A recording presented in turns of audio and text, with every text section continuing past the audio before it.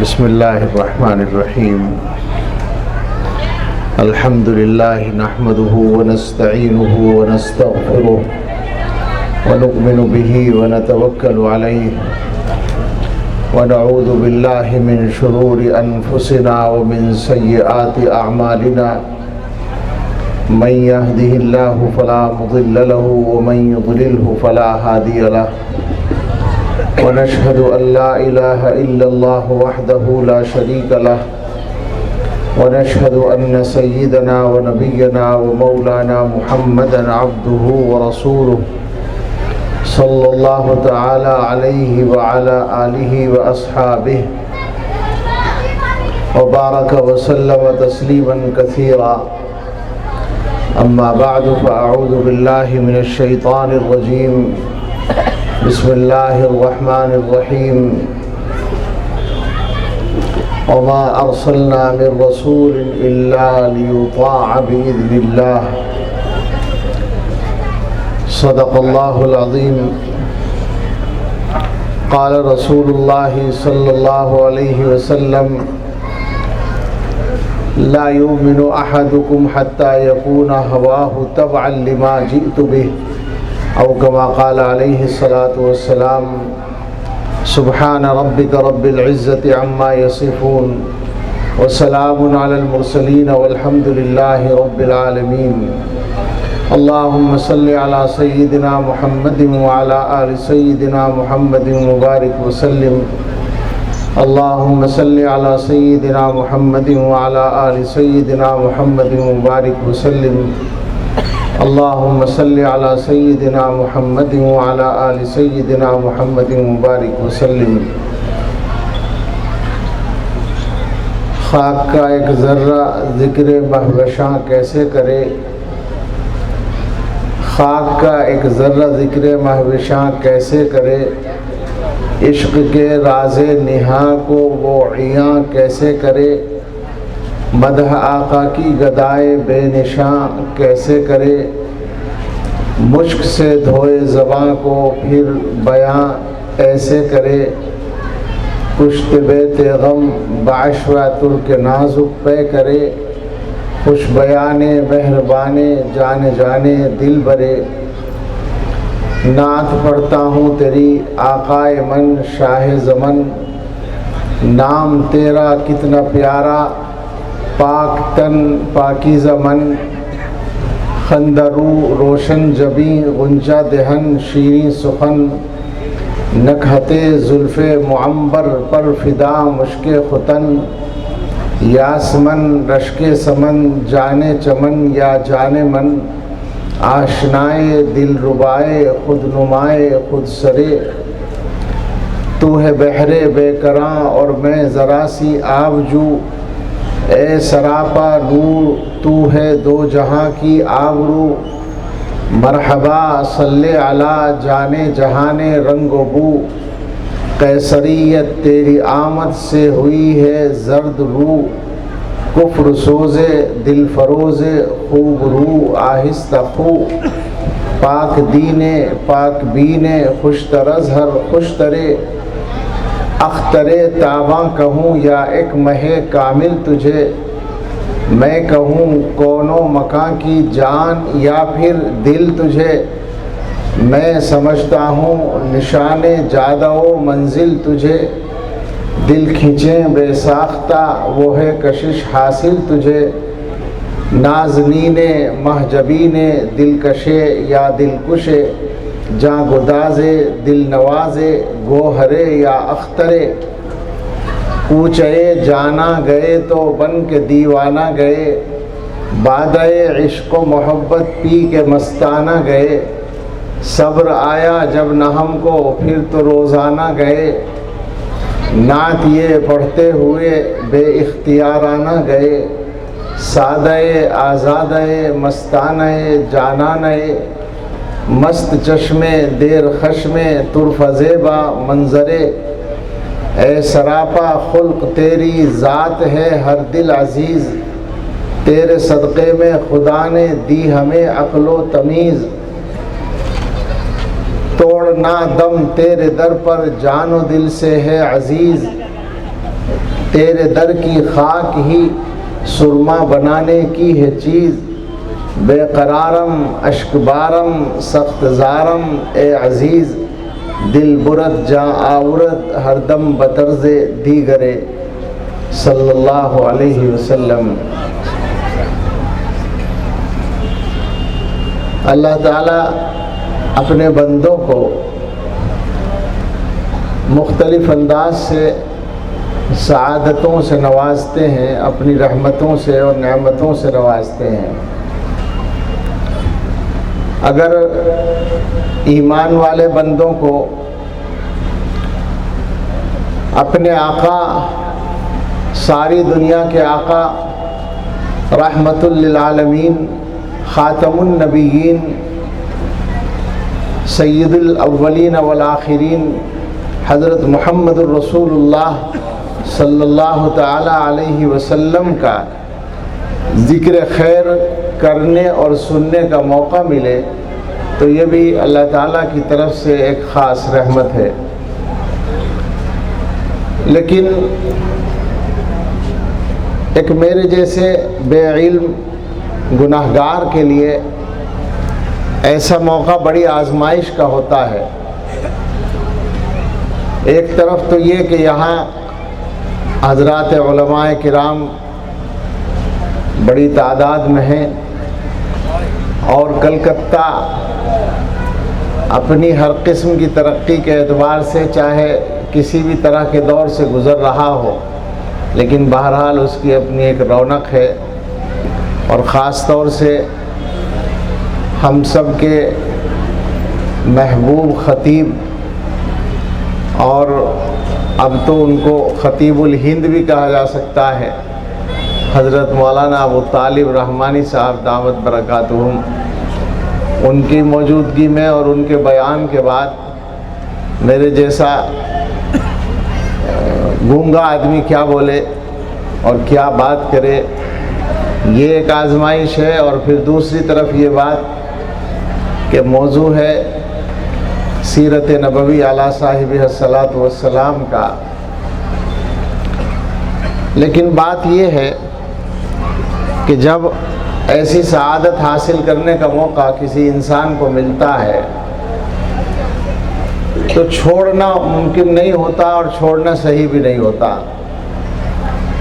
کیا کہنا ہے اور کس طرح کہنا ہے یہ تو اللہ کے ہاتھ میں ہے، جیسے اللہ تعالیٰ کہلوانا چاہیں کسی سے، لیکن ان کا نام لے کر، ان کا ذکر کر کے اپنی قسمت سنوارنا یہ تو ہماری کوشش ہونی چاہیے۔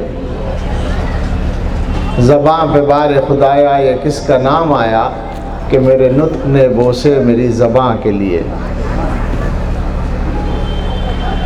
حضرت محمد الرسول اللہ صلی اللہ تعالیٰ علیہ وسلم کی ذات اقدس کے ساتھ تمام ہی مسلمانوں اور تمام دنیا کے انسانوں کا جو عقیدت کا اور احترام و عظمت کا تعلق ہے وہ دنیا میں کسی بھی اور انسان کو حاصل نہیں ہے، پوری دنیا کی تاریخ میں۔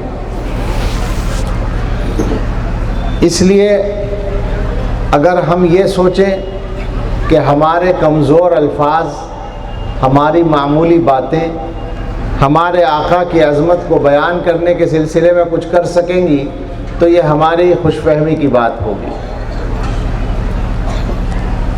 البتہ اپنی سعادت کے لیے ہم بات کریں گے اور ضرور کریں گے، اور دو قسم کی باتیں ہم کریں گے۔ ایک تو اپنے آقا کی عظمت کی، وہ عظمت جس کے سلسلے میں بڑے بڑے زبان دانوں نے، بڑے بڑے لسانوں نے، بڑے بڑے صحبانوں نے، بڑے بڑے خطیبوں نے، بڑے بڑے فصیح اور بلیغ لوگوں نے اپنے عاجز ہونے کا اعتراف کیا ہے۔ عام طور پر ایسے موقع پر سیدنا حسان ابن ثابت رضی اللہ تعالی عنہ کا شعر ذکر کیا جاتا ہے کہ انہوں نے حضور کی تعریف کرتے کرتے جب یہ کہا کہ انک قد خلقت کما تشاء، گویا آپ ایسے پیدا کیے گئے جیسے آپ چاہتے ہوں، تو گویا اپنی عاجزی کا اعتراف کر لیا کہ میں آپ کا وصف بیان نہیں کر سکتا۔ بالکل صحیح بات ہے یہ کہ حضرت حسان رضی اللہ تعالیٰ عنہ جو امام الشعراء ہیں، جو شاعر رسول ہیں صلی اللہ علیہ وسلم، انہوں نے جب اس طرح کہا تو اور کسی کی کیا ہمت ہو سکتی ہے۔ لیکن مجھے ایک تعجب ہوتا ہے، حضرت حسان تو صحابی رسول بھی ہیں، لہٰذا اعلیٰ درجے کے عاشق رسول بھی ہیں۔ ہمیں اردو میں جو ہمارے ملک کا سب سے بڑا شاعر مرزا غالب ہے، جو فارسی کا بھی اتنا ہی بڑا شاعر ہے اور بالکل آزاد انسان ہے اور دنیا کے ذہین ترین انسانوں میں اس کا شمار ہوتا ہے، وہ اپنے فارسی کلام میں جب یہ کہتا ہے تو تعجب ہوتا ہے کہ غالب ثنائے خواجہ بیزداں گذاشتے کہاں ذات پاک مرتبہ دان محمد است۔ غالب حضور کی تعریف ہم نے اللہ کے اوپر چھوڑ دی ہے، اس لیے کہ وہی ذات ہے جو حضرت محمد صلی اللہ تعالیٰ علیہ وسلم کے مرتبے کو جانتی ہے۔ غالب جیسا تیز و ترار آدمی اگر یہ بات کہتا ہے تو تعجب کی بات ہے، اور اس سے سمجھ میں آتا ہے کہ معاملہ کیا ہے۔ کوئی لفظوں میں کیسے بتائے ان کے رتبے کی حد ہے تو کیا ہے، ہم نے اپنے بڑوں سے سنا ہے صرف اللہ ان سے بڑا ہے۔ اللہ تعالیٰ نے قرآن کریم میں حضور علیہ الصلاۃ کے سلسلے میں بہت سی باتیں ارشاد فرمائی۔ ایک چھوٹی سی آیت ہے، ایک ٹکڑا ہے، وہ وَرَفَعْنَا لَكَ ذِكْرَكَ، ہم سب جانتے ہیں، اس پر غور کرتے ہیں تو سارا قصہ سمجھ میں آتا ہے کہ وہ ذات جس کے ہاتھ میں ساری کائنات ہے، جس نے ساری کائنات کو پیدا کیا ہے، جس نے عزت و شہرت کو بھی پیدا کیا ہے، وجود دیا ہے، جس نے دنیا کے اندر لوگوں کو عزت دی ہے، اور جس کے ہاتھ میں عزت اور ذلت سب کچھ ہے، اس نے جب یہ کہا وَرَفَعْنَا لَكَ ذِكْرَكَ، ہم نے آپ کے لیے آپ کے ذکر کو بلند کر دیا، تو اب یہ ہو ہی نہیں سکتا تھا کہ دنیا کی کوئی بھی طاقت حضرت محمد صلی اللہ تعالیٰ علیہ وسلم کے ذکر کو نیچا کر دکھائے، یہ ممکن نہیں تھا، اس لیے کہ یہ اللہ تعالیٰ کے ارادے اور مرضی کے خلاف بات تھی، اور اللہ کی مرضی کے خلاف دنیا میں کچھ نہیں ہوتا۔ اللہ تعالیٰ جو چاہتے ہیں وہی ہوتا ہے۔ اللہ نے چاہا حضرت محمد صلی اللہ تعالیٰ علیہ وسلم کا ذکر اونچا ہو تو اب دنیا ناک رگڑے جو چاہے کرے، اس کے بس میں یہ بات نہیں ہے کہ وہ نام محمد کو نیچا کر دکھائے۔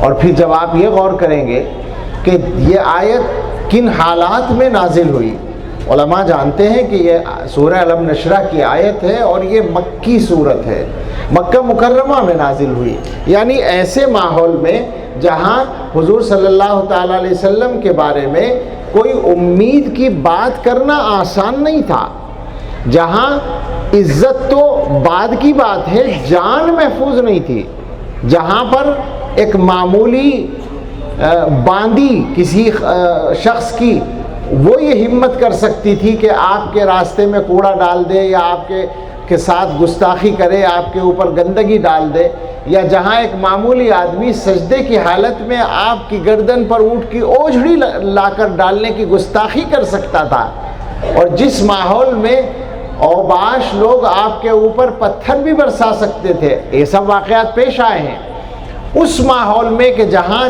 جان کا محفوظ ہونا یقینی نہیں تھا، اس ماحول میں اللہ تعالیٰ نے یہ آیت نازل فرمائی وَرَفَعْنَا لَكَ ذِكْرَكَ، ہم نے آپ کے ذکر کو بلند کر دیا، تو سمجھ میں آتا ہے کہ یہ قادر مطلق کا کام تھا، اس کا فیصلہ تھا کہ حضرت محمد صلی اللہ تعالیٰ علیہ وسلم کا نام دنیا میں بلند ہوگا اور ہوتا رہے گا، جتنا زمانہ آگے بڑھتا جائے گا نام محمد اتنا اونچا ہوتا چلا جائے گا، یہ اللہ کا فیصلہ ہے۔ دنیا کے اندر جو طاقتیں روشنی کو پسند نہیں کرتی، تاریکی چاہتی ہیں، جو اچھائی کو پسند نہیں کرتی برائی پھیلانا چاہتی ہیں، جو حیا کو پسند نہیں کرتی بے حیائی پھیلانا چاہتی ہیں، جو دنیا کے انسانوں کے اچھے کردار کو پسند نہیں کرتی، ان کا کردار خراب کرنا چاہتی ہیں، وہ حضرت محمد صلی اللہ تعالی علیہ وسلم کے نام کو اپنے خیال میں نیچا کرنے کی ناکام کوشش کرتی ہیں، وہ کرتی رہیں گی، اس لیے کہ وہ شیطان کی نمائندہ طاقتیں ہیں، وہ شیطان کے کارندے ہیں۔ وَكَذَلِكَ جَعَلْنَا لِكُلِّ نَبِيٍّ عَدُوًّا شَيَاطِينَ الْإِنسِ وَالْجِنِّ۔ قرآن میں اللہ تعالیٰ نے یہ بتایا ہے کہ ہر پیغمبر کے دشمنوں میں دو قسم کے شیطان ہم نے رکھے ہیں، ایک وہ شیطان ہیں جو ابلیس کی برادری کے ہیں، اور ایک وہ شیطان ہیں جو انسانوں کی برادری سے تعلق رکھتے ہیں۔ تو یہ انسانی شکل کے شیطان یہ کام دنیا میں کرتے رہیں گے، اور کرتے اس لیے رہیں گے، آپ اچھی طرح سے اس بات کو سمجھ لیں، پریشان نہ ہوا کریں، گھبرایا نہ کریں۔ حضرت محمد صلی اللہ تعالیٰ علیہ وسلم کی شان میں اگر کوئی گستاخی کر کے اپنی عاقبت خراب کرتا ہے تو اس سے آپ پریشان ہونے کے بجائے یہ سمجھ لیں کہ نام محمد صلی اللہ تعالیٰ علیہ وسلم کسی وجہ سے پہلے کے مقابلے میں اور زیادہ اونچا ہوا ہے، تو شیطان کے یہ کارندے پریشان ہوئے ہیں۔ یہی اس کا سبب ہوتا ہے، بنیادی سبب یہی ہوتا ہے کہ دنیا کے اندر حضرت محمد صلی اللہ تعالیٰ علیہ وسلم کا نام بڑھتا جاتا ہے، آپ کا دین آگے بڑھتا جاتا ہے۔ حقیقت یہ ہے کہ دنیا میں اس وقت چاہے توہین رسالت کے واقعات ہوں اور چاہے مسلمانوں کے خلاف پروپیگنڈے کا ایک مسلسل منصوبہ جو چل رہا ہے وہ ہو، یا اس کے علاوہ اور منفی کوششیں، میں ان کی تفصیلات میں نہیں جاتا، وہ سب کی سب رد عمل ہے اسلام کے پھیلنے کا اور اسلام کی مقبولیت کا اور حضرت محمد صلی اللہ تعالیٰ علیہ وسلم کے نام کے بلند ہونے کا۔ وہ اصل میں پریشان ہو جاتے ہیں، وہ یہ دیکھتے ہیں کہ مسلمان بظاہر کمزور ہیں، ابھی مولانا نے جیسے اشارہ بھی کیا، کچھ نظر نہیں آتا ان کے پاس، لیکن ان کا دین مٹائے نہیں مٹتا، ان کا دین اپنی طاقت کے بل پر، دین میں یہ کہہ رہا ہوں اپنی طاقت سے پھیلتا چلا جاتا ہے۔ دنیا میں کوئی آدمی پریشان ہوتا ہے اور وہ صحیح رخ پر سوچنے کا اس کو موقع ملتا ہے تو وہ حضرت محمد صلی اللہ تعالیٰ علیہ وسلم کے غلاموں میں اپنے آپ کو شامل کرنا پسند کرتا ہے۔ یہ دنیا میں روزانہ ہو رہا ہے اور ہوتا چلا جا رہا ہے، اور اللہ تعالیٰ کو اس دنیا کے ساتھ خیر کرنا منظور ہے تو یہ چیز بڑھتی چلی جائے گی اور یہ سلسلہ دراز ہوگا، ہمارے ملک میں بھی ہوگا اور ساری دنیا میں ہوگا انشاءاللہ تعالی۔ تو حضور علیہ الصلاۃ والسلام کا جو نام مبارک ہے اس کے بارے میں ہم جیسے لوگ کیا کہہ سکتے ہیں، کسی نے کہا ہے کہ تو درودوں میں ہے، تو سلاموں میں ہے، تو اذانوں میں ہے، تو نمازوں میں ہے، تو درودوں میں ہے، تو سلاموں میں ہے، تو اذانوں میں ہے، تو نمازوں میں ہے، سارے عالم میں پھیلی ہے خوشبو تیری، سارے جگ میں تیرے نام لیوا بہت، صلی اللہ تعالیٰ علیہ وسلم۔ ہم جو بات کہنا چاہتے ہیں وہ یہ ہے کہ حضور علیہ الصلاۃ والسلام کی ذات اقدس اپنی جگہ پورے طور پر محفوظ ہے اللہ تعالیٰ کی طرف سے، آپ کا مقام محفوظ ہے، اور اللہ تعالیٰ نے اس کے نمونے دنیا کو دکھائے ہیں۔ مجھے ایک چھوٹی سی بات یاد آئی، میں کسی ایک پروگرام میں تھا تو وہاں ایک نعت پڑھنے والے نے نعت پڑھی، 10-12 سال پہلے کی بات ہے، اس وقت تک وہ نعت میں نے نہیں سنی تھی، پہلی بار سنی۔ اس میں ایک شعر آیا، اس شعر کا پس منظر ذرا سا جاننا پڑے گا۔ مضمون یہ تھا کہ وہ جو سائنسداں پہلی بار چاند پر گئے 1969 میں، روس کے اور امریکہ کے سائنسدانوں نے چاند پر قدم رکھا، اس کی تفصیلات سے آپ لوگ واقف ہیں اور حقیقت کیا ہے اس سے بھی واقف ہیں۔ بہرحال وہ ہوا کہ صاحب وہ چاند پہ گئے ہیں اور ساری دنیا میں ایک شور ہوا کہ انسان نے سب سے لمبی چھلانگ لگائی ہے اپنی تاریخ کی کہ چاند پہ قدم رکھ دیا ہے۔ لیکن چاند پر جانے والے اپنی سائنسی ترقی کا جتنا چاہے ڈھنڈورا پیٹیں، چاند پر جا کر انہوں نے کیا کارنامہ انجام دیا، یا وہاں سے آنے کے بعد انہوں نے دنیا کے دکھوں کا کتنا مداوع کیا، دنیا کو کتنا وہ فائدہ پہنچا سکے، یا چاند سے دنیا کے مسائل کا کوئی حل لے کر آئے، آپ کو معلوم ہے اسکولوں میں بھی پڑھایا جاتا ہے کہ وہ سائنسداں چاند سے کیا لے کر آئے تھے؟ مٹی، چاند کی مٹی۔ امریکہ میں جو خلائی تحقیقاتی ادارہ ہے ناسا، وہاں اس کے دفتر میں، مرکزی دفتر میں وہ مٹی رکھی ہے، تو کہتے ہیں کہ مٹی لے کر آئے چاند سے۔ اب ہمارا شاعر جو ہے اس نے کیا مضمون پیدا کیا، اور بالکل صحیح، اس نے حضور کو مخاطب کر کے کہا بن تیرے وسیلے۔ آپ اردو سمجھتے ہیں، اردو کا محاورہ ہے خاک لانا۔ بھئی کیا لے کے آئے؟ خاک لے کے آئے، یعنی کچھ بھی نہیں لائے، اور خاک کہتے ہیں مٹی کو۔ وہ کہتا ہے بن تیرے وسیلے جو بلندی پہ گئے ہیں، مہتاب، مہتاب کہتے ہیں چاند کو، بن تیرے وسیلے جو بلندی پہ گئے ہیں، مہتاب پہ جا کر بھی انہیں خاک ملی ہے۔ حضرت محمد صلی اللہ تعالیٰ علیہ وسلم کی رہنمائی کے بغیر وہاں پہنچ گئے، مگر ہاتھ کیا آیا؟ خاک لے کے آ گئے، اور کچھ بھی نہ ہوا، کوئی نتیجہ اس کا نہیں نکلا۔ ہم سائنس کی مخالفت نہیں کرتے، ہم سائنسی ترقی کے خلاف نہیں ہیں، ہم یہ کہنا چاہتے ہیں کہ سائنس کو اگر دنیا کے صحیح طور پر کام آنا ہے تو اس کو بھی حضرت محمد صلی اللہ تعالیٰ علیہ وسلم کی انگلی پکڑ کے چلنا پڑے گا، تب وہ دنیا کے لیے مفید ثابت ہوگا۔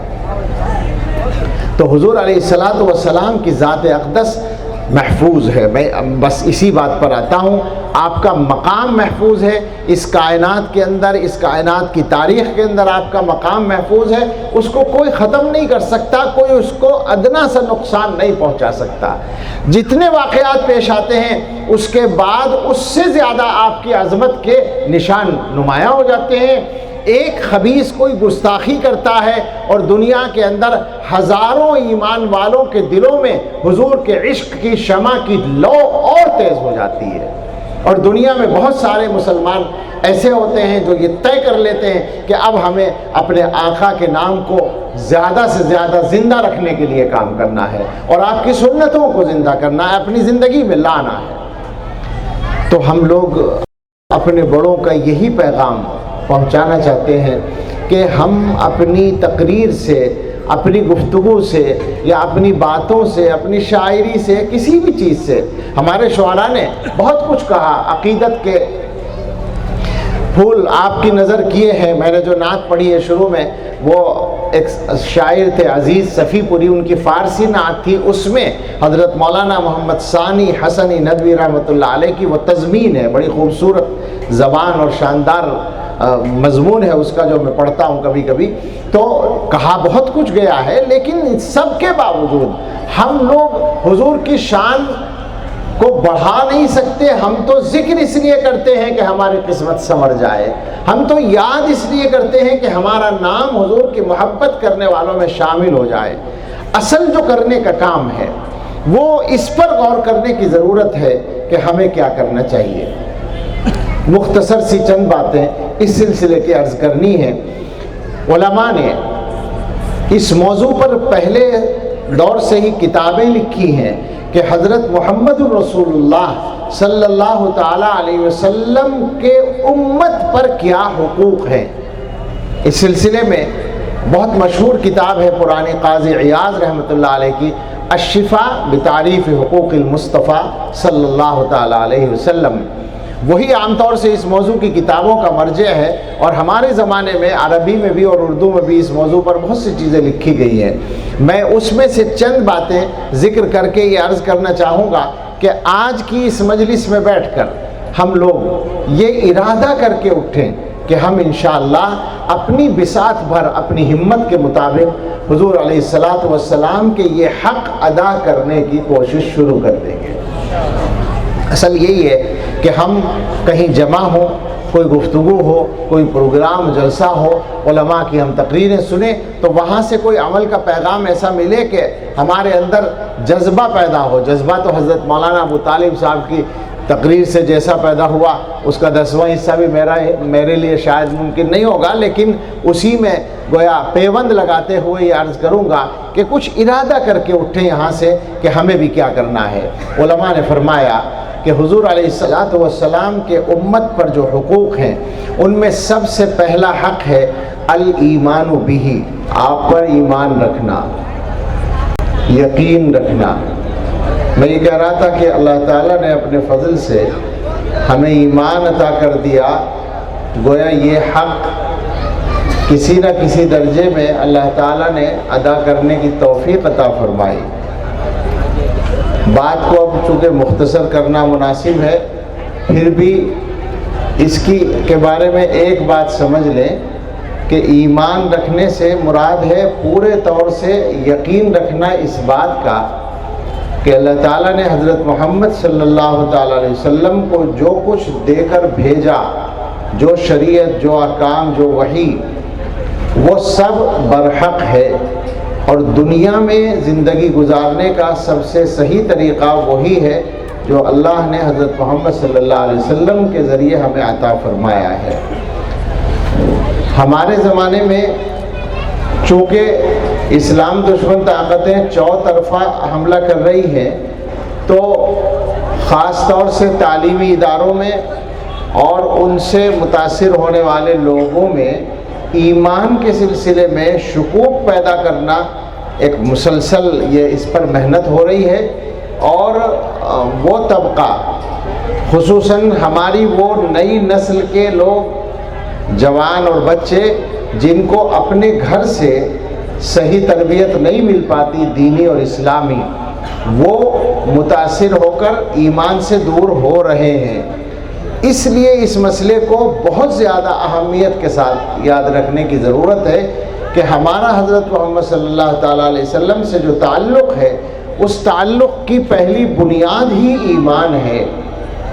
اور ایمان کیسا کہ رضیت باللہ ربا وبالاسلام دینا وبمحمد رسولا، اللہ کی توحید پر، اللہ کی ربوبیت پر غیر متزلزل یقین ہو، دنیا کی کوئی طاقت شک پیدا کرے تو شک نہ آئے، دین اسلام کے برحق ہونے پر پورا یقین ہو، کسی کے شک پیدا کرنے سے دل میں کوئی تردد نہ آئے، حضرت محمد صلی اللہ تعالیٰ علیہ وسلم کی شخصیت پر پورا اعتماد ہو، اور ان تینوں چیزوں پر انسان کا ایمان اطمینان والا ہو، یہ ہے الایمان بھی۔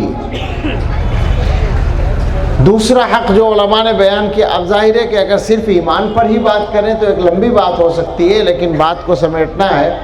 دوسرا حق محبت ہو، حضور علیہ السلام کا حق یہ ہے کہ ہم آپ سے محبت کریں صلی اللہ علیہ وسلم۔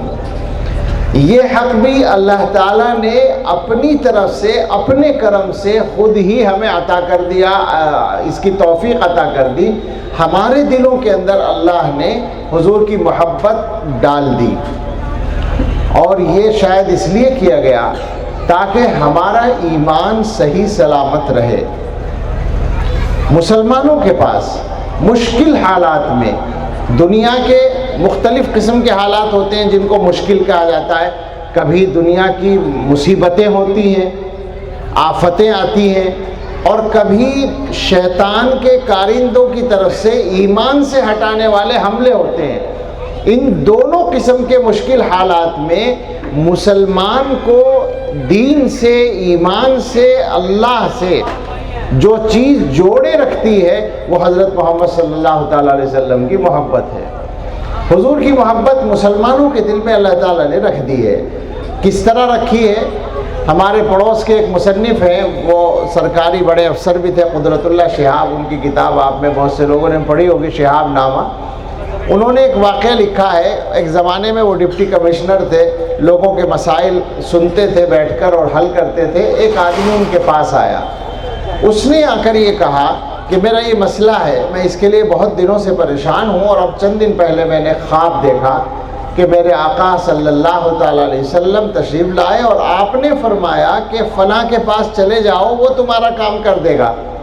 ان صاحب کا نام لیا، ڈپٹی کمشنر صاحب۔ تو وہ یہ کہتے ہیں کہ مجھے ایک دفعہ کو یہ خیال آیا کہ میری کیا حیثیت ہے کہ حضور میرا نام لے کر اس کو میرے پاس بھیجیں، شاید اس نے اپنی طرف سے جھوٹ بولا ہوگا۔ تو یہ شک پیدا ہوا، اور میں نے اس سے کہہ دیا کہ بھائی تم نے خواب گھڑ تو نہیں لیا اپنی طرف سے، جھوٹ تو نہیں بول رہے؟ تو آپ اس کا جواب سنیں، عجیب جواب ہے۔ اس نے کہا کہ جناب جھوٹ بولتا تو اللہ کے نام پہ بولتا، محمد کے نام پہ کیسے جھوٹ بول سکتا ہوں؟ اللہ کے نام پہ آسانی سے لوگ جھوٹ بولتے، چونکہ قسم اللہ کی کھائی جاتی ہے نا۔ آپ نے دیکھا ہوگا کہ بعض لوگ قسم کھاتے ہیں اور اتنی قسم کھاتے ہیں کہ واقعی گناہ کبیرہ بن جاتا ہے، اور زیادہ قسم کھانے والے لوگ عام طور سے جھوٹے ہوتے ہیں، جو کثرت سے قسم کھا کھا کر اپنی باتوں کا یقین دلاتے ہیں۔ تو اس نے کہا کہ جھوٹ بولنا ہوتا تو اللہ کے نام پہ بولتا، محمد صلی اللہ علیہ وسلم کے نام پہ جھوٹ کیسے بول سکتا ہوں؟ یہ ہے وہ محبت جو مسلمانوں کے دل میں اللہ تعالیٰ نے اپنی طرف سے رکھ دی ہے۔ اب یہ بات الگ ہے کہ اس محبت کا کتنا تقاضا ہم پورا کرتے ہیں، لیکن اس میں کوئی شک کی گنجائش نہیں ہے کہ الحمدللہ ایمان والوں کے دل میں حضور علیہ الصلاۃ والسلام کی محبت ہے، اور اس محبت کا کوئی مقابلہ نہیں ہے۔ وہ جو حضور نے فرمایا تھا کہ میری محبت اپنی اولاد سے اور والدین سے، یہاں تک کہ اپنی ذات سے زیادہ ہونی چاہیے، اللہ کا شکر ہے کہ یہ نعمت اللہ تعالیٰ نے اپنے فضل سے ہم سب کو عطا فرما رکھی ہے۔ اس کی بھی بہت سی تفصیلات ہیں، لیکن ان کو سمیٹتے ہیں۔ تیسرا نمبر ہے آپ کے حقوق کا اتباع، آپ کا اتباع کرنا صلی اللہ علیہ وسلم۔ یہاں آ کر پانی مرتا ہے، یہاں معاملہ گڑبڑ ہوتا ہے۔ محبت کرا لیجئے مسلمان سے چاہے جتنی، حضور کی محبت میں جو چاہے کرا لیجئے، یہاں تک کہ شریعت کے خلاف کام کرا لیجئے، یعنی حضور کی محبت میں حضور کے طریقے کے خلاف کام کرا لیجئے، تیار ہیں، بلکہ کر رہے ہیں بہت سارے لوگ۔ لیکن اگر یہ کہا جائے کہ حضور کی سنت پہ چلیے، حضور کا اتباع کیجئے، تو یہاں آ کے مسلمان پیچھے رہ جاتا ہے۔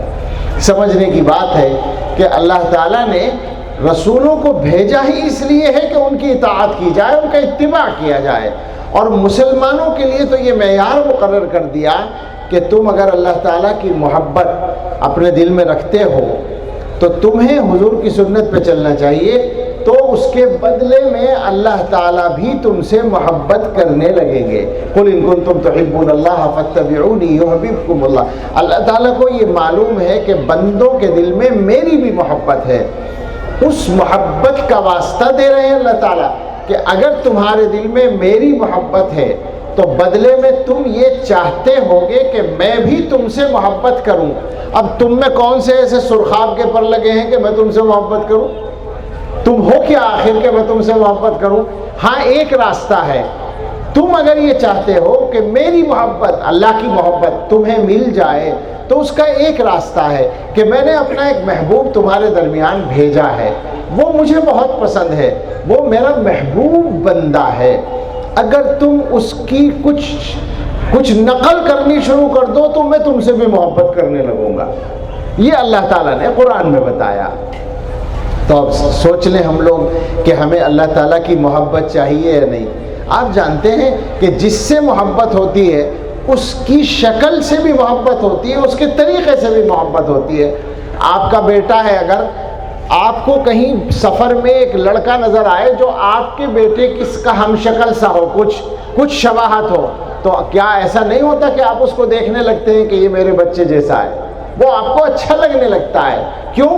اس لیے کہ وہ آپ کے بچے سے مشابہ ہے۔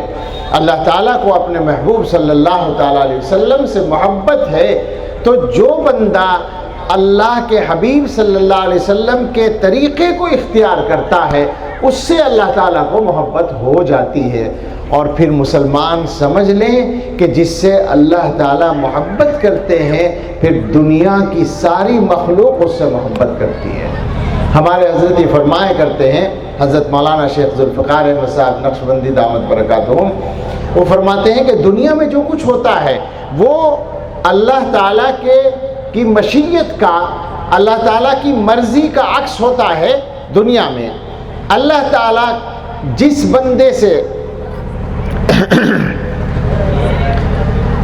بندے کو جیسے حالات دینا چاہتے ہیں ویسے ہی دنیا میں پیش آتے ہیں۔ تو حضرت فرماتے ہیں کہ جو بندہ اللہ تعالیٰ سے جتنا زیادہ ڈرتا ہے اللہ کے بندے اس سے اتنا ہی ڈرتے ہیں۔ جو بندہ اللہ سے جتنی محبت کرتا ہے اللہ کے بندے اس سے اتنی ہی محبت کرتے ہیں۔ جو بندہ اللہ کی جتنی عبادت کرتا ہے اللہ کے بندے اس کی اتنی ہی خدمت کرتے ہیں۔ بندوں کا رویہ دوسرے بندے کے ساتھ وہ ہوتا ہے جو اس بندے کا اللہ کے ساتھ ہے۔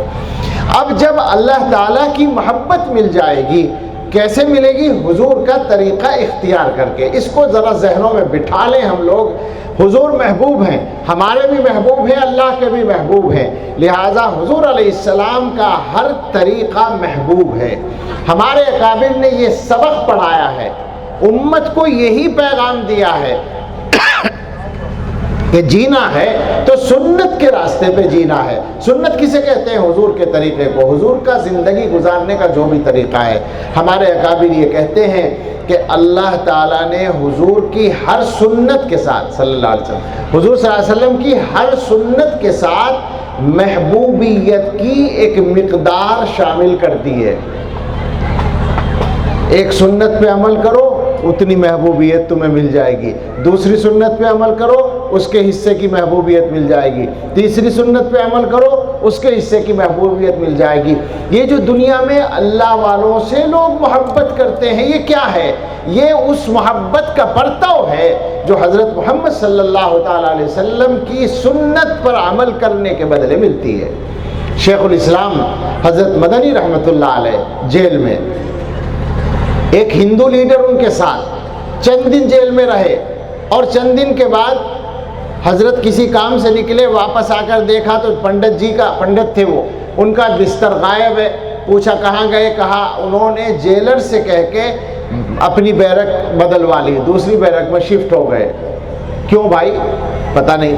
حضرت ان کے پاس گئے اور جا کے بڑی معذرت کے انداز میں فرمانے لگے کہ پنڈت جی شاید آپ کو مجھ سے کوئی تکلیف پہنچی جس کی وجہ سے آپ نے میرے ساتھ رہنا پسند نہیں کیا۔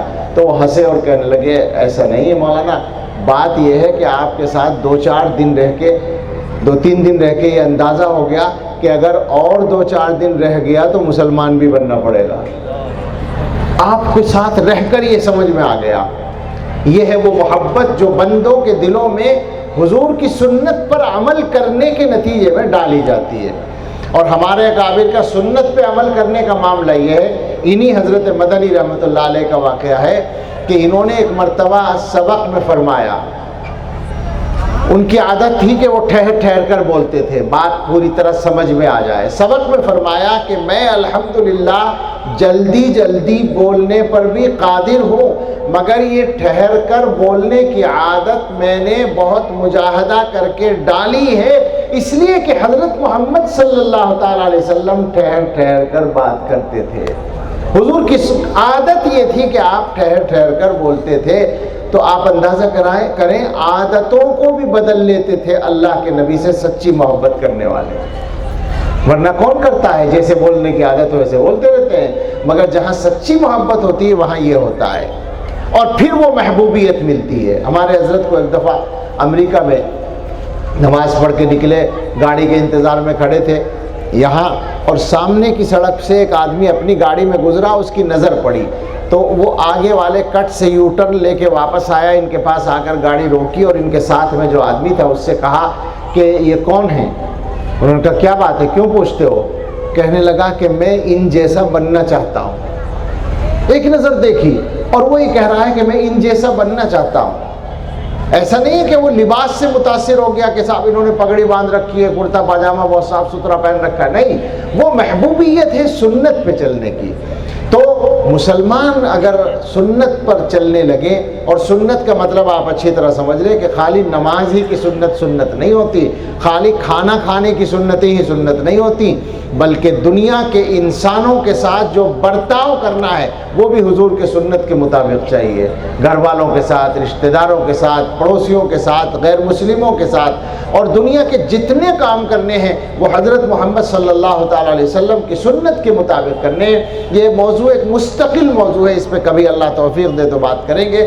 خلاصہ یہ ہے کہ حضور کا تیسرا حق یہ ہے کہ انسان آپ کا اتباع کرے۔ چوتھا حق علماء نے فرمایا الذب عنہ، یہ بھی آپ کا حق ہے، آپ کا دفاع کرنا، یعنی اگر آپ پر حملہ کیا جائے تو آپ کا دفاع کرنا یہ بھی آپ کا حق ہے امت پر۔ ہمارے بہت سے لوگوں کی عادت ہوتی ہے کہ اگر کہیں کوئی بات ہوتی ہے اور ہم اس پر کچھ ناراضی کا اظہار کریں تو وہ نصیحت شروع کر دیتے ہیں کہ نہ کچھ نہ کہو، اخلاق نبوی کو اختیار کرو اور بالکل خاموش رہو۔ یہ بالکل صحیح ہے کہ جذباتی فیصلے کر کے نقصان نہیں اٹھانا چاہیے، علماء کے مشورے سے کام کرنا چاہیے ایسے مواقع پر، یہ طے ہے بالکل، لیکن دفاع کرنا یہ آپ کا حق ہے، اور حضور علیہ السلام نے خود سکھایا ہے۔ ایک مرتبہ کی بات ہے، 2006 میں شاید ہوا تھا، وہ ڈنمارک کے کارٹونسٹ کا واقعہ، وہی کارٹون اب تک چل رہے ہیں خبیث کے بنائے ہوئے۔ تو اس وقت میں احتجاجی جلسے ہو رہے تھے۔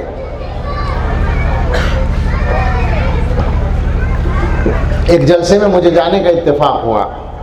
جلسے سے پہلے ایک صاحب کے یہاں چائے کا نظام تھا، اور وہ اس علاقے کے بہت بڑے لیڈر تھے، مسلم لیڈر، اور پڑھے لکھے آدمی تھے، علی گڑھ کے پڑھے ہوئے۔ چائے پر انہوں نے مجھ سے اچانک کہا کہ مولانا ایک سوال ہے۔ کیا؟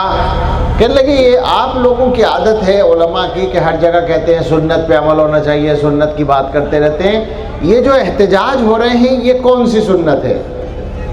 احتجاجی جلسے اور اس کے خلاف جو احتجاج ہو رہے ہیں یہ کون سی سنت ہے؟ کہاں سے ثابت ہے؟ تو میری زبان سے نکلا کہ یہ بھی سنت سے ثابت ہے۔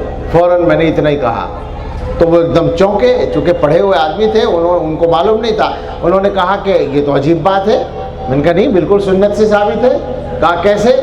میں نے کہا کفار مکہ حضور علیہ السلام کی شان میں گستاخی کرتے تھے، اللہ کے رسول صلی اللہ علیہ وسلم نے صحابہ کو حکم دیا، اور خاص طور سے حضرت حسان ابن ثابت رضی اللہ تعالیٰ عنہ کو بلایا، باقاعدہ مسجد نبوی میں بٹھایا اور کرسی پر بٹھایا، اور فرمایا کہ پڑھو حسان، اشعار کہو اور ان کا جواب دو، اور اللہ سے دعا کی کہ اللہم ایدہ بروح القدس، اے اللہ جبریل کے ذریعے ان کی تائید فرما، قوت عطا فرمائے۔ تو میں نے کہا کہ اس سے ثابت ہے احتجاج۔ بھئی احتجاج کا لفظ یا اس کا طریقہ تو بدلے گا، لیکن اصل تو ثابت ہو گئی کہ جواب دینا ہے، دفاع کرنا ہے، تو حضور کا دفاع کرنا، لیکن دفاع کرنے میں ہمیں کوئی ایسا کام نہیں کرنے کی ضرورت ہے جو ہمارے لیے الٹا نقصان دہ ہو جائے، کیونکہ ان کا پلان دونوں طرح سے ہوتا ہے۔ وہ ہمیں ذہنی طور پر ٹارچر بھی کرنا چاہتے ہیں اور ہمیں غلط معاملات میں الجھا بھی دینا چاہتے ہیں، تو سوچ سمجھ کر۔ لیکن بہرحال الذب عنہ، آپ کا دفاع کرنا یہ آپ کا حق ہے۔ پانچواں حق ہے آپ کا النصر لدینہ، آپ کے دین کی مدد کرنا۔ اللہ کا شکر ہے مسلمان بڑی حد تک اپنی بساط کے اعتبار سے بہت بڑے معیار پر یہ کام کرتے ہیں، اللہ کا شکر ہے۔ اللہ کے نبی صلی اللہ تعالی علیہ وسلم کا جو دین ہے اس کی مدد کا مطلب کیا ہے کہ دین کے کاموں کا تعاون۔ تو ماشاءاللہ مسلمانوں کا اس معاملے میں جو کردار ہے، ایک تو ظاہری پروپیگنڈے ہوتے ہیں، ابھی مولانا سے بات ہو رہی تھی تو یہی بات آ رہی تھی کہ ایک تو ظاہری طور پر مسلمان محسوس ہوتا ہے ایسا کمزور ہے، ایسا ہے ویسا ہے، مگر اللہ کا فضل ہے کہ یہی مسلمان ٹھوس اور بڑے کام بھی کرتا ہے۔ ایک مرتبہ کی بات ہے، ہمارے یہاں دارالعلوم میں امریکہ کی وزارت خارجہ کا ایک افسر آیا، اتفاق سے وہ عربی بولنے والا تھا، فلسطینی عیسائی تھا نسلاً، تو وہ عربی بولتا تھا، اس کے ساتھ بات کرنے کی ڈیوٹی لگ گئی۔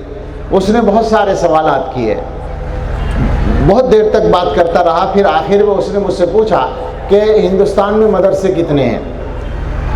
میں نے کہا مجھے نہیں معلوم، کوئی میرے پاس سروے نہیں ہے جس میں میں تعداد بتا سکوں، لیکن لاکھوں ہیں یہ میں کہہ سکتا ہوں۔ اس نے کہا کہ ان مدرسوں کا خرچ کتنا ہے؟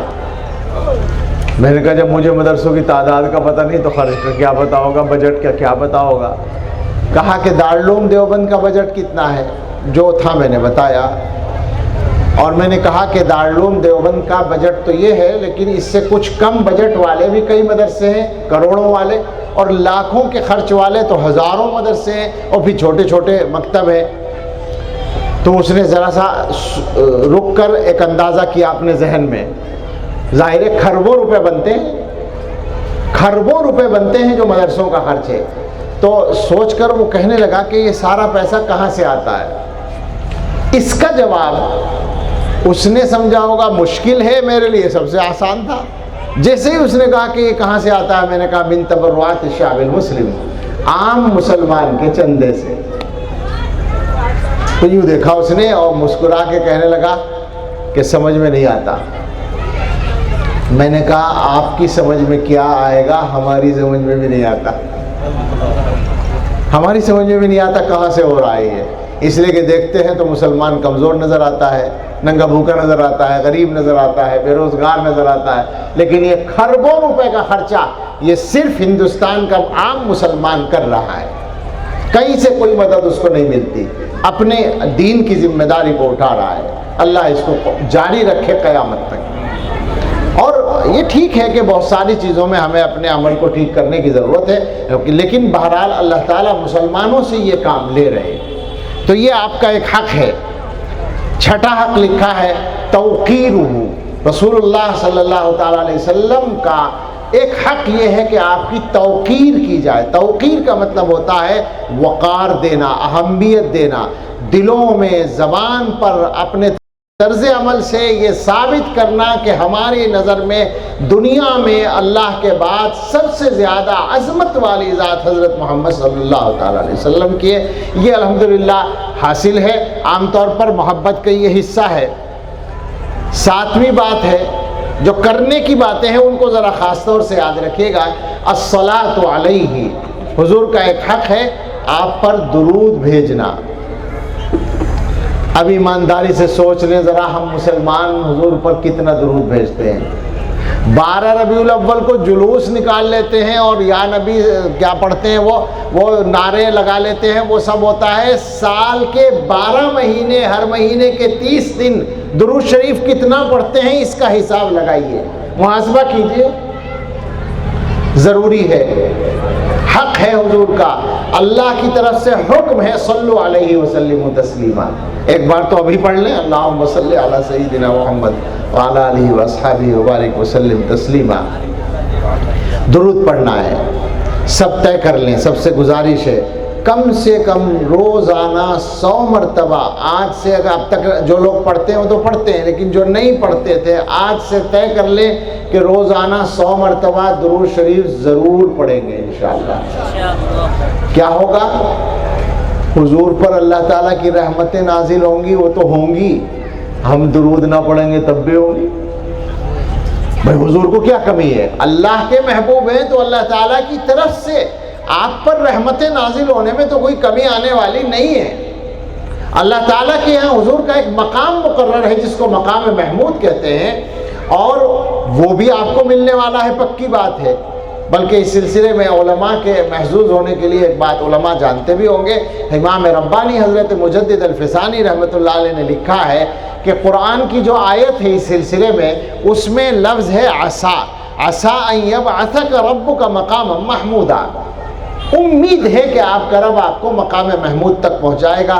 تو ایک سوال پیدا ہوتا ہے کہ اللہ تعالیٰ تو وعدہ کر رہے ہیں مقام محمود کا، تو امید کا لفظ کیوں بولا، یقین کا کیوں نہیں بولا، عسیٰ کیوں بولا؟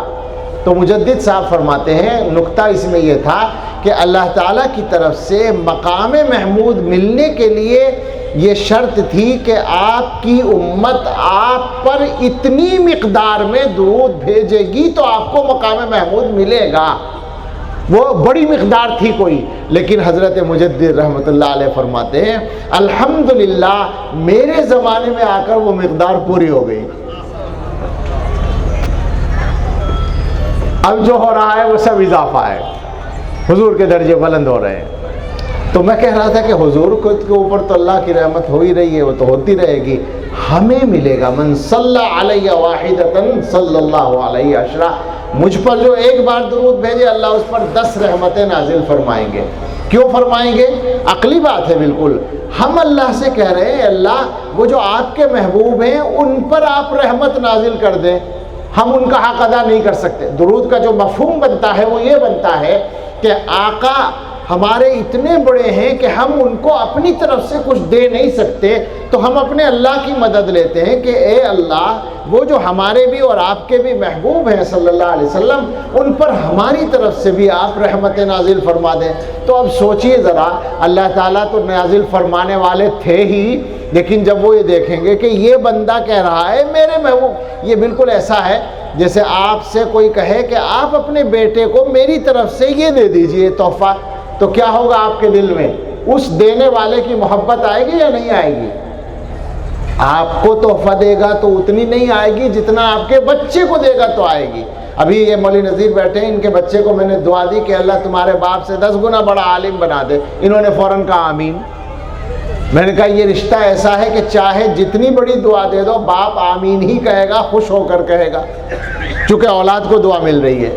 تو جب ایک بندہ اللہ سے یہ درخواست کر رہا ہے کہ اللہ آپ کے جو محبوب ہیں اور ہمارے بھی محبوب ہیں ان پر آپ رحمت نازل فرما دیں، تو اللہ تعالیٰ کہیں گے یہ بندہ میرے محبوب پر رحمت نازل کرنے کے لیے کہہ رہا ہے، تو میں اس کو کیوں محروم کروں، اس پہ بھی مجھے رحمت نازل کرنی ہے۔ تو اس لیے سب طے کر لیں کہ انشاءاللہ آج سے ناغہ نہیں ہوگا، 100 مرتبہ کم از کم، علماء کے لیے نصاب زیادہ ہے، یہ ذہن میں رہے، کم از کم ہر آدمی کے لیے 100 مرتبہ ضروری ہے کہ روزانہ درود پڑھنا ہے، کبھی انشاءاللہ موت تک ناغہ نہیں ہونا ہے۔ اس کے بعد ہے نمبر 8، موالات اولیائہ و بغض اعدائہ، حضور کے دوستوں سے دوستی رکھنا اور دشمنوں سے بغض رکھنا، یہ بھی آپ کا ایک حق ہے۔ جو لوگ حضرت محمد صلی اللہ تعالیٰ علیہ وسلم کے دوست ہیں، دوست کون ہوتا ہے؟ جو دوست کے طریقے پر ہوتا ہے۔ تو جو لوگ حضور کے طریقے پر چلنے والے ہیں ان سے محبت رکھنا، ان سے تعلق رکھنا، اور جو آپ کے دشمن ہیں، کسی بھی قسم کے دشمن ہوں، چاہے وہ لوگ ہوں جو آپ کے دین سے کے دشمن ہیں اس لیے آپ کے دشمن ہیں، چاہے وہ لوگ ہوں جو دین کے اندر بدعتیں پھیلاتے ہیں اور اس وجہ سے وہ آپ کے طریقے سے ہٹے ہوئے ہیں، ان سے دل میں یہ ناراضی رکھنا کہ انہوں نے میرے آقا کے طریقے کو بدلا ہے اور یہ میرے آقا کے طریقے پر چلنے والے نہیں ہیں۔ تو حضور کے دشمنوں سے بغض رکھنا اور دوستوں سے دوستی رکھنا، یہ بھی آپ کا ایک حق ہے۔ اور صاحب بہت سارے ہیں، ایک اور ذکر کر کے بات ختم کرتا ہوں۔ ایک حق ہے محبت اہل بیتہ و صحابتہ رضی اللہ عنہم، حضور کے اہل بیت اور صحابہ کرام سے محبت رکھنا، یہ بھی آپ کے حقوق میں سے ہے، حضور کے حقوق میں سے ہے۔ کیوں؟ اس وجہ سے کہ وہ اہل بیت آپ کے اہل بیت ہیں اور وہ صحابہ آپ کے صحابہ ہیں۔ تو جو آدمی اہل بیت سے محبت رکھتا ہے وہ حقیقت میں حضرت محمد صلی اللہ تعالیٰ علیہ وسلم سے محبت رکھتا ہے، جو صحابہ سے محبت رکھتا ہے وہ حقیقت میں حضور سے محبت رکھتا ہے۔ ظاہر سی بات ہے اگر ہمارے گھر والوں سے کوئی تعلق رکھے تو ہم کیا سمجھیں گے؟ یہ آدمی ہم سے محبت رکھتا ہے۔ ہمارے دوستوں سے تعلق رکھے تو ہمیں اچھا لگے گا کہ ہمارے دوستوں کا دوست ہے۔ تو اسی طرح سے آپ کے اہل بیت سے اور آپ کے صحابہ سے محبت رکھنا، یہ بھی حضرت محمد صلی اللہ تعالیٰ علیہ وسلم کے حقوق میں سے ہے۔ یہ 8-9 حق میں نے بیان کیے ہیں، ان میں خاص طور سے 2-3 باتیں ہیں جن کا تعلق عمل سے ہے۔ ایک تو اتباع کا ہے، ایک ایمان کا ہے، ایمان کی حفاظت کی جائے اور آپ کی سنت پر چلنے کی کوشش کی جائے، آپ پر درود پڑھنے کا اہتمام کیا جائے، آپ کا دفاع کیا جائے، آپ کے صحابہ سے اور آپ کے اہل بیت سے محبت رکھی جائے اور آپ کے دوستوں سے دوستی رکھی جائے اور دشمنوں سے دشمنی رکھی جائے۔ یہ سب آپ صلی اللہ تعالیٰ علیہ وسلم کے حقوق ہیں۔ کوشش کریں ہم سب کہ اللہ تعالیٰ ہمیں ایسا بنا دے، اللہ تعالیٰ ہماری کوشش ہوگی، اللہ سے مانگیں گے، اللہ تعالیٰ توفیق دیں گے کہ ہم سے ظاہر حضور کا حق ادا ہونا تو بڑی بات ہے، لیکن حق ادا کرنے کی کوشش کرنے کی توفیق اللہ تعالیٰ ہمیں عطا فرما دے۔ اس کی ہم سب فکر کریں اور ارادہ کریں۔ اللہ رب العزت اپنا فضل فرمائے اور آپ کے اس مجلس کو، اس اجلاس کو قبول فرمائے اور ہم سب کی طرف سے ہمارے آقا صلی اللہ تعالیٰ علیہ وسلم کو 1 بار، 100 بار، 1000 بار، لاکھ بار، کروڑ بار اور لا تعداد بار اللہ تعالی ہماری طرف سے حضور پر رحمتیں نازل فرمائے، ہماری طرف سے درود کا ہدیہ پہنچائے، آمین۔ وآخر دعوانا ان الحمدللہ رب العالمین۔ الحمدللہ رب العالمین والصلاة والسلام علی سیدنا محمد وآلہ واصحابہ اجمعین۔ یا رب لک الحمد کما ینبغی لجلال وجہک وعظیم سلطانک، یا رب لک الحمد کما ینبغی لجلال وجہک وعظیم سلطانک۔ جزا اللہ عنا محمدا صلی اللہ علیہ وسلم ما هو اہلہ۔ اللہم صلی علی سیدنا محمد وآلہ واصحابہ کلما ذکرہ الذاکرون وکلما غفل عن ذکرہ الغافلون۔ ربنا آتنا فی الدنیا حسنۃ وفی الآخرۃ حسنۃ وقنا عذاب النار۔ ربنا لا تزغ قلوبنا بعد إذ هديتنا وهب لنا من لدنك رحمة إنك أنت الوهاب۔ ربنا هب لنا من أزواجنا وذرياتنا قرة أعين واجعلنا للمتقين إماما۔ ربنا لا تزغ قلوبنا بعد إذ هديتنا وهب لنا من لدنك رحمة إنك أنت الوهاب۔ ربنا اغفر لنا ولإخواننا الذين سبقونا بالإيمان ولا تجعل في قلوبنا غلا للذين آمنوا ربنا إنك رؤوف رحيم۔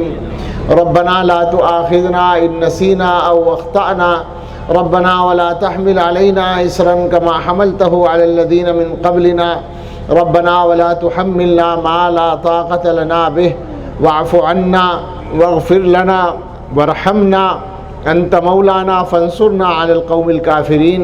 ربنا لا تجعلنا فتنة للقوم الظالمين ونجنا برحمتك من القوم الكافرين۔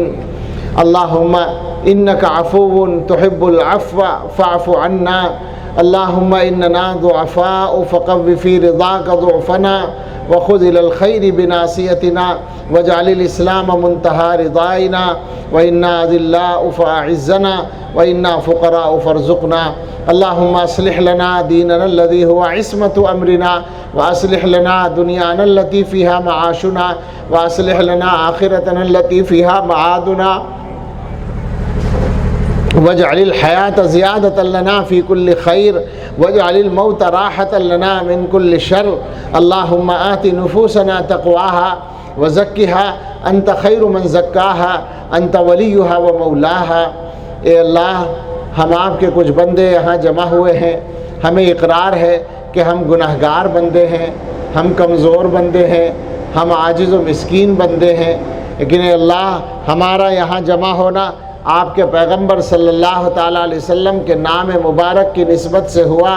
اے اللہ، ہم تو آپ کے نام کی بھی لاج نہیں رکھ پاتے، ہم آپ کا کوئی حق بھی ادا نہیں کر پاتے، لیکن اے اللہ آپ کو گواہ بنا کر ہم ایک بات کہنے کی جرات کرتے ہیں کہ اللہ ہم سب کے دلوں میں حضرت محمد صلی اللہ تعالیٰ علیہ وسلم کی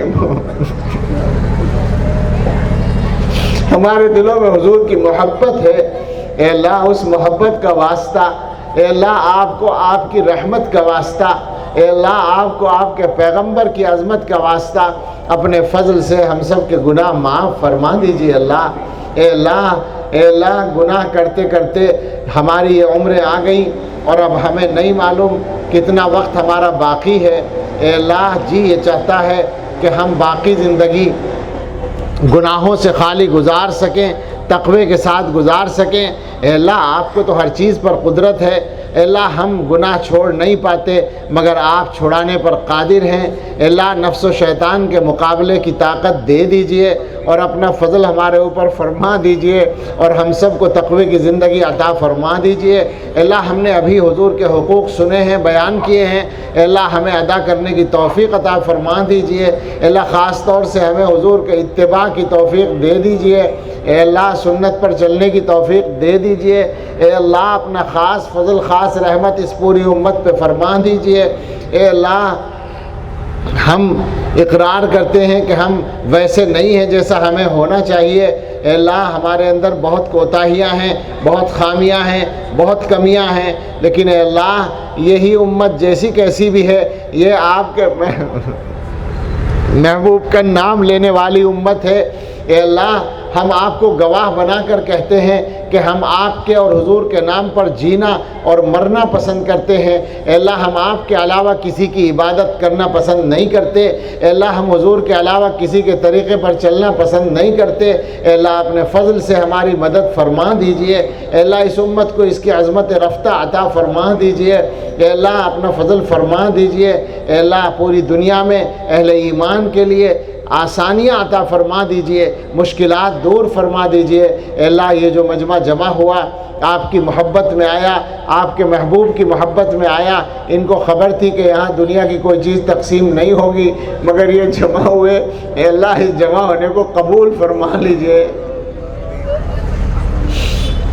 اور اللہ اس جمع ہونے کی برکت سے ہم سب کو سنت کے اتباع کی توفیق دے دیجئے، درود شریف کی پابندی کی توفیق دے دیجئے، قرآن کریم کی تلاوت کی توفیق دے دیجئے، استغفار پڑھنے کی توفیق دے دیجئے، سچی توبہ نصیب فرما دیجئے۔ اے اللہ ہم سب کو جسمانی اور روحانی بیماریوں سے شفا دے دیجئے۔ ہم میں، ہمارے گھر والوں میں، رشتہ داروں میں، متعلقین میں جو بیمار ہیں، اے اللہ سب کو شفا کامل عطا فرما دیجئے۔ جو مقروض ہیں ان کے قرضے ادا کرا دیجئے، جو بے گھر ہیں انہیں آرام دہ گھر دے دیجئے، جو بے روزگار ہیں انہیں بابرکت حلال روزگار دے دیجئے، جو مقدموں میں الجھے ہوئے ان سے نکال دیجئے، بری کر دیجئے، جو بے اولاد ہیں انہیں نیک صالح اولاد دے دیجئے، جنہیں بیٹوں کی تمنا ہے انہیں نیک صالح بیٹے دے دیجئے، جن کے بچے کسی پریشانی میں ہیں اللہ ان کی پریشانی دور کر دیجئے۔ اے اللہ ہم سب کی، ہماری اولادوں کے سلسلے میں اچھی تمنائیں پوری فرما دیجئے۔ اے اللہ ہمارا اور ہمارے بچوں کا، ہمارے متعلقین کا، پوری امت کا انجام بہتر فرما دیجئے۔ اے اللہ ہر آنے والے وقت کو گزرے وقت سے بہتر بنا دیجئے، اور سب سے بہتر ہم سب کے آخری وقت کو بنا دیجئے۔ اے اللہ ہدایت کے بعد گمراہی سے بچائے رکھیے۔ اے اللہ صحت کے بعد بیماری سے بچائے رکھیے۔ اے اللہ عزت کے بعد ذلت سے بچائے رکھیے۔ اے اللہ اپنی رضا عطا فرما کر ناراضی سے بچائے رکھیے۔ اے اللہ ہر خیر کا سوال کرتے ہیں اور ہر شر سے پناہ چاہتے ہیں، رب کریم اپنے فضل سے عطا فرما دیجئے۔ اللہم انا نسألک خیر المسألۃ وخیر الدعاء وخیر النجاح وخیر العمل وخیر الثواب وخیر الحیات وخیر الممات انک علی کل شیء قدیر۔ اے اللہ ان بھائیوں کو جنہوں نے یہ اہتمام کیا ہم سب کی طرف سے جزائے خیر عطا فرمائیے۔ جن علماء نے بیانات کیے اللہ ان کے بیانوں کو قبول فرمائیے، اور ہم سب کے لیے اللہ خیر و برکت، عزت، عافیت و سعادت مقدر فرمائیے۔ ربنا تقبل منا انک انت السمیع العلیم وتب علینا انک انت التواب الرحیم، وصلی اللہ تعالی علی خیر خلقہ سیدنا محمد وآلہ واصحابہ اجمعین برحمتک یا ارحم الراحمین۔